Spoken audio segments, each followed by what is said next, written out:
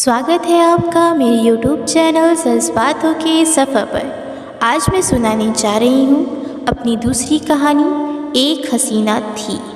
ये इस कहानी का दूसरा अध्याय है। 12 अक्टूबर 2024 सिटी हॉस्पिटल में रात 9 बजे। रूही ज़िंदगी और मौत से लड़ रही होती है, लेकिन शायद किसी की दुआ और किसी की मोहब्बत में इतनी ताकत होती है कि रूही मौत से भी लड़कर वापस आ जाती है। कि रूही को 1.5 घंटे बाद होश आ जाता है। रूही के होश में आते ही मैत्री उससे मिलने जाती है। मैत्री रूही के पास जाती है और उसके बेड के पास चेयर लगाकर बैठ जाती है। मैत्री रूही से कहती है, रूही अब ठीक हो तुम? अब कैसी है तुम्हारी तबीयत? तभी रूही मैत्री से पूछती है, तुम यहाँ कैसे? मैं यहाँ कैसे आई?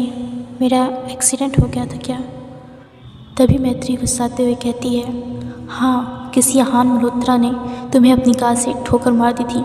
अगर सच में तुम्हें आज कुछ भी होता तो न जाने मैं उस अहान मल्होत्रा का करती क्या। मैत्री ये सब रूही से कहती रहती है कि तभी दरवाजे से अहान येलो फ्लावर और फ्रूट बास्केट लेके अंदर आता है। अहान मैत्री की सारी बातें सुन लेता है। मैत्री की ये सारी बातें सुनकर अहान अपनी नज़रें नीची कर वहाँ से जाने लगता है। अहान को ऐसे जाते हुए देख रूही अपने बेड से उठने की कोशिश करने लगती है। रूही को ऐसा करते देख अहान और मैत्री दोनों अपने हाथों से रूही को सहारा देते हुए बेड पे बैठा देते हैं। तभी मैत्री रूही से कहती है, तुम इस इंसान को रोकना चाह रही हो जिसने अपनी कार से तुम्हारा एक्सीडेंट किया और तुम्हें इस हाल में कर दिया। तभी रूही बेड पर बैठते हुए अहान को देखकर कहती है, मैत्री पता नहीं क्यों मुझे लगता है ये सब कुछ अनजाने में हुआ है इनसे। मुझे नहीं लगता कि अहान ये सब कुछ जानबूझकर कर सकते हैं। मुझे लगता है इनमें इनकी कोई गलती नहीं है, इसलिए मैं इन्हें माफ़ कर चुकी हूँ और मैं तुमसे कहना चाहती हूँ कि तुम भी इन्हें माफ़ कर दो। रूही की ये सारी बातें सुनकर मैत्री गुस्से में वहाँ से चली जाती है। मैत्री के जाने के बाद अहान रोते हुए दुखी होकर रूही की तरफ देखते हुए कहता है, रूही मैंने आपके साथ इतना कुछ किया, आपने बिना जाने फिर भी मुझ पर इतना यकीन किया। आप इतनी अच्छी हैं और मैंने आपको इतना दर्द दिया, इतनी तकलीफ़ पहुंचाई। आज मैं आपसे सिर्फ माफ़ी नहीं आपको शुक्रिया भी करने आया हूँ। अगर आज आप मेरी कार के सामने नहीं आई होती तो आज मेरी कार खाई में गिर जाती और मुझे मरने से कोई नहीं रोक पाता। आखिर न जाने मेरी कार का ब्रेक फेल किसने किया, लेकिन ताज्जुब की बात ये भी है कि आपका एक्सीडेंट मेरी कार से हुआ लेकिन मुझे कुछ भी नहीं हुआ, मुझे खरोच तक नहीं आई। ये कैसे? तभी रूही अहान से कहती है, कभी कभी ऐसे एक्सीडेंट्स होते हैं, आप ज़्यादा मत सोचिए। तभी अहान रूही से कहता है, जी हाँ, आप सही कह रही हैं। वैसे भी अब आप और मैं दोनों ही सही सलामत हैं, तो इस बात की क्या परवाह करना। अहान और रूही दोनों बातें कर ही रहे होते हैं कि तभी वहाँ नर्स डेज़ी आती है। नर्स डेज़ी आकर के अहान से कहती है, सर आपको डॉक्टर आरती बुला रही हैं। तभी अहान नर्स डेज़ी से कहता है, आप जाइए, अभी हम आते हैं। कहकर अहान रूही की तरफ देखते हुए कहता है, रूही आप आराम कीजिए, मैं अभी आता हूँ। फिर अहान वहाँ से चला जाता है। तभी अहान डॉक्टर आरती के कैबिन में जाकर उनसे पूछता है, डॉक्टर आरती आपने मुझे बुलाया, क्या हुआ? रूही की कोई दिक्कत तो नहीं है ना? उसकी तबीयत ठीक तो है ना? डॉक्टर आरती अहान को चेयर पर बैठाते हुए कहती हैं, मिस्टर अहान, मुझे रूही के केस के सिलसिले में आपसे कुछ ज़रूरी बात करनी है, लेकिन ये बात आपके और मेरे अलावा किसी को पता नहीं होनी चाहिए। तभी अहान कहता है, डॉक्टर आपको जो कहना है आप कह सकती हैं, मैं इस बारे में किसी को नहीं बताऊंगा। आप बताइए, आप रूही के बारे में क्या बताना चाहती हैं। फिर डॉक्टर आरती रूही के बारे में अहान को सब बता देती हैं। डॉक्टर की सारी बातें सुनकर अहान हैरान और परेशान हो जाता है। तभी अचानक मैत्री वहाँ आकर डॉक्टर से पूछती है, डॉक्टर मैं रूही को कब ले जा सकती हूँ।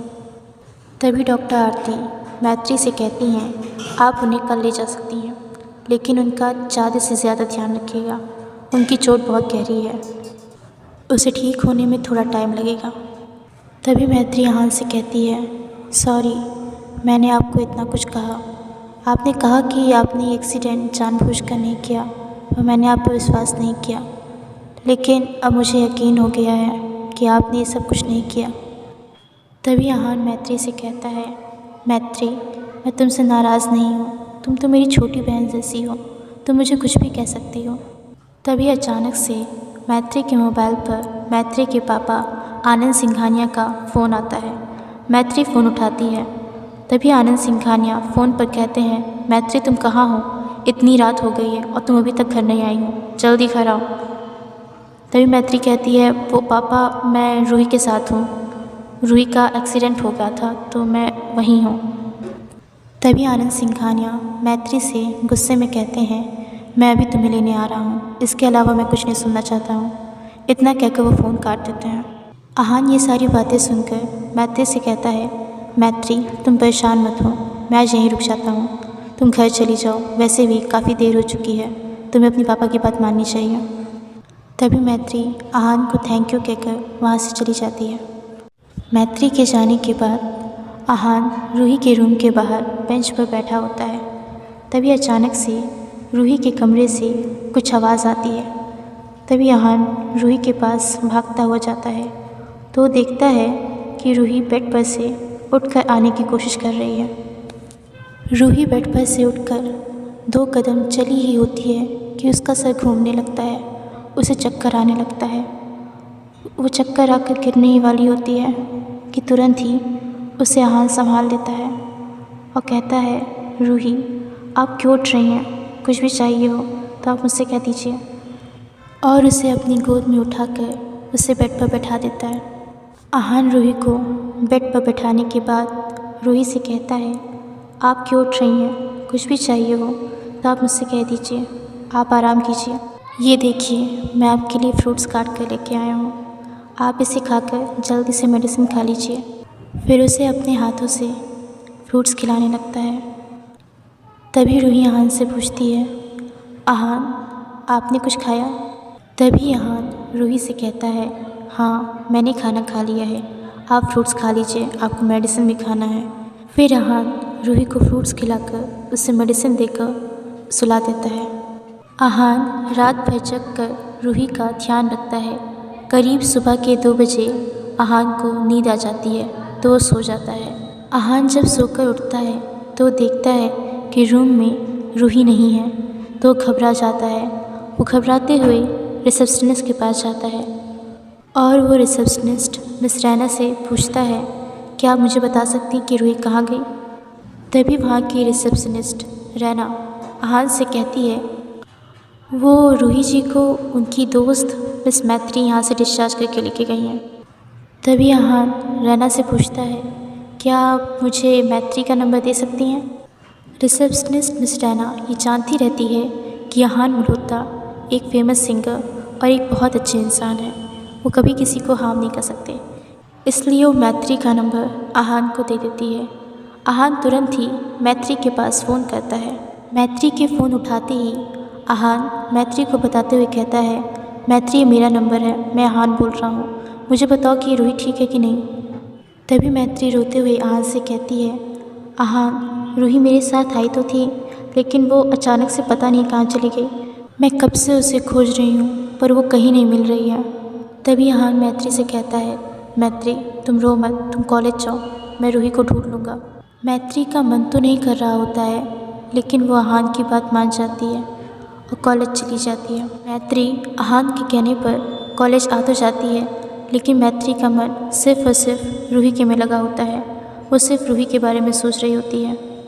तभी प्रोफेसर रेहान क्लास में आते हैं और सभी बच्चों से कहते हैं, हमारा पूरा क्लास कल एक फॉरेस्ट ट्रिप पर 1 हफ्ते के लिए जाने वाला है, आप सभी तैयारी कर लीजिए।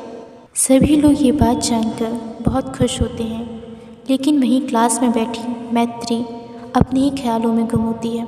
मैत्री को ऐसे देखकर प्रोफेसर रेहान मैत्री के पास आकर कहते हैं, क्या हुआ मैत्री, तुम परेशान लग रही हो, कोई बात?